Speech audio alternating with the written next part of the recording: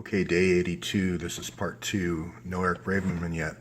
Okay, so we're going kind of into the IRS penalty phase here. What I mean by that is, and I don't like talking about this. I don't like talking about the money at all. But the IRS does offer a 10% reward for turning someone in that is violating the law, like the RICO laws if they have a racketeering organization. So basically, you take the amount of money they have and the amount of money the IRS recoups, and then you get 10% of it. That's how it works. And I'm just outlining this now. Again, I say I don't really like to go there, but I have people asking me about the financial reward to all this. And I'll go through and explain it. I believe the reward will be between the $25 billion and $50 billion number. And I want to just make a promise right now of how the money would be doled out. And so everyone knows my motivation and the motivation of everyone else, okay? So for researchers, if you're doing a college paper and you want to do get involved in, how NGOs are used to get money, like here's going to be DynCorp, and you're going to have the conspirators here. This group here does a list of, it's called ISGP, of all the people and all the NGOs they're involved in. So like you can see Henry Kissinger up here has 110 NGOs, James Woolsey is 86. So NGOs typically are the way of running these types of organizations, where you can, like, first, looking for children or whatever, but it allows you some opportunity for control. And so all you do is have to follow the names here. You can see like Genie Energy. This is the Syrian oil and gas play off the coast of between Israel and Syria near Lebanon. And you can see that, James Woolsey's here. There's going to be Rupert Murdoch, who used to be a partner of Mark Rich's. And there's Larry Summers, and I'm not going to go through. Dick Cheney's also in there somewhere, but it's an easy way of connecting the dots to who all the co-conspirators are in each one of these individual oil and gas plays. And that's going to become important in the penalty phase, because you're going to have to pull all these things together to figure out the total number of assets. It's not just going to be the Clinton Foundation and DynCorp. It's not just going to be $5 or $10 billion. It's going to be all these oil and gas plays. And we're going to have to go to the 1,100 donors, find out all the oil and gas plays to get a total idea of the total amount of tax evasion. So here's what I propose. Well, this is what I'm going to say right now. So these are the conspirators here. You've seen from the last video. For everybody who has gone to my slides here and looked and given me a citation, and that I've used it and I've approved it, I'm going to call you a founder. So that's, if there is a reward and it's at least $1 billion settlement, I promise here today that the founders who've contributed without me offering a financial reward will get $10 million. I'm including myself in the founders, so it's an equal share amongst all the contributors. If you decide now as a researcher, let's say you're doing a college paper, or you're doing a graduate thesis, or you're doing even a high school paper, or anybody who's an independent researcher, if you do a citation that I accept on the thing, you're in kind of the co-founders of the $1 Million Club. So everyone will get $1 million, even if you just do one citation. In the case of $1 billion settlement or more, for every person that tweets out this, if you go to the citations and you see a journalist and that's written an article about sex trafficking or secret oil drilling, or whatever topic you want to pick, and you tweet that out to a journalist that wrote that article, it's $1,000 per tweet. So that's unlimited. So if you do 1,000 tweets, that's $1 million. So just keep track of your tweets. We're a long way away from the penalty phase.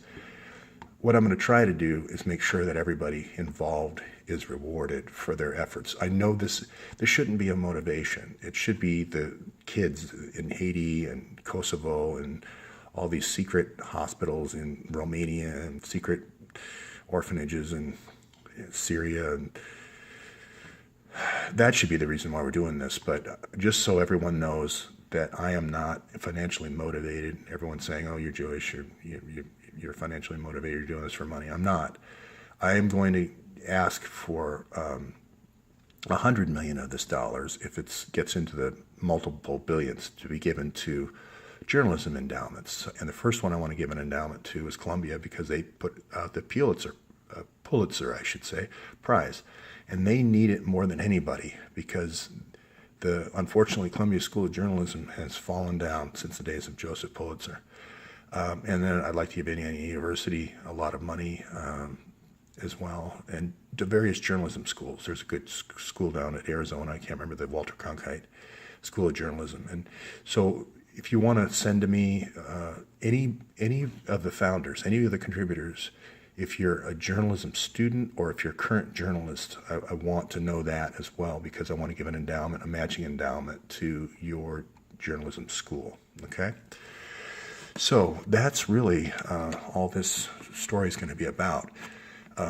Again, if you tweet the story out to a journalist, just make we probably need a hashtag of HRC Ratline, to the Facebook group, so that we can kind of do an accounting at the end for all the people doing the tweets. Okay, so again, I think we have to put pressure on the FBI to release the 650,000 emails. This is your key to getting your endowment for your journalism school or your charity. I'd like to be all charitable giving, all charitable matching be given to the journalism schools, if that's okay with everybody. Now, the only thing I don't know is about international people. I think the U.S. citizens only can do the IRS penalty. And the other one everybody's going to say is, well, how about this goes back 33 years to the old Rudy Giuliani case. So will we be cut out of the reward? That's a good point.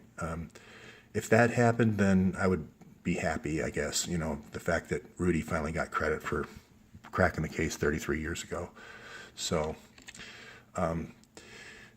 for Feinberg and so forth, with this DynCorp, I think anyone tweeting about Feinberg and his association with DynCorp and their association with sex trafficking, I'd also like to make sure that they get $1,000 in the reward as well, because this is something we have to stop right now. It's not something that can wait. I believe that the conspirators are I believe Cheryl Mills is in Haiti right now moving the kids. I mean, to be honest with you. So that's why I feel like time is of the essence here. They know that the spotlight is on them, so they have to move the kids. The kids are the prima facie evidence in the case. So the kids can testify directly about their movements and so forth. So this is where, just keep track of your tweets, hashtag HRC Ratline, and we'll add it all up later. You don't need any more evidence, Lap dances by 15-year-olds on policemen's laps in Afghanistan is I hope enough evidence for people. I hope that you believe Catherine Bolkovac, who was the basis of this movie. This movie was very well researched. This isn't made up. This isn't some conspiracy theory. And I also like to give anyone who actually has information leading to who murdered her. I'd like to give $1 million to every person contributing. Again, through the IRS penalty, everyone contributing to solving her murder, and anyone, where they're taking the pictures, the DynCorp people are taking the pictures so they can spread them out on the table at Jeffrey Epstein's, or spread them out on the table over here in the Dominican Republic. Anyone who saves a child from a captivity situation, I'd like to give a $1 million reward. Any information leading to a child being saved, I'd like to make sure. So if you uncover let's say you go out here in Haiti and you go to Mirabale Hospital and you find out it's full of children rather than the hospital they said it was, and they moved the medical equipment out after they made the social justice film, then at least $1 million. If you take a picture of the license plates in the parking lot, anything that leads to the investigation where the kids are saved. And so for each kid, let's say I'm guessing there's about 400 kids, at least 400 kids maybe at that hospital. So that's $400 million, and that'll be split between all the people who provide information. Now, again, I hate saying this because I don't want to offer financial rewards to save a child. I mean, why would anyone need my financial motivation? But just so to spur the tweets and spur the research and evidence collection, if the FBI isn't going to do it, if the FBI isn't going to send 200 agents, there's really no alternative. It has to be a citizen-led project. So, moving through this, again, put your pressure on your legislators. We have the smoking gun. We know that there's classified information. This is going to unlock the case. So the financial rewards for your journalism school, for all the people involved in the case, is going to come from these emails. This is the absolute Rosetta Stone for the whole thing. The other thing is put pressure on your district attorney. You know, Preet here in New York, protest outside his office down there in near Wall Street, down near the courthouse, where they certainly had fun dragging in Martha Stewart for changing a message slip, and they put her away for 7 months and destroyed her career to get their little extortion bribes.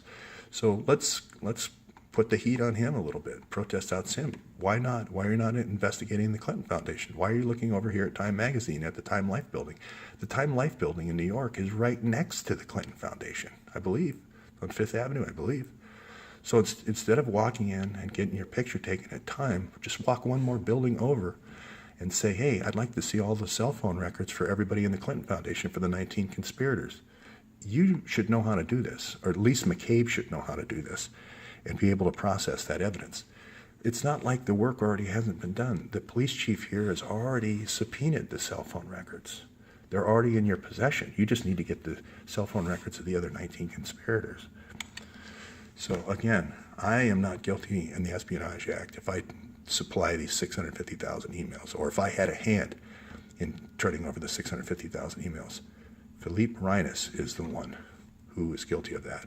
If he had that classified information on his BlackBerry and it was synced, his phone was hacked, or if it's through the Wi-Fi, if his laptop was hacked, he is in violation of the Espionage Act. And I am an investigator. I'm a citizen investigator. Okay? That's all for round 2.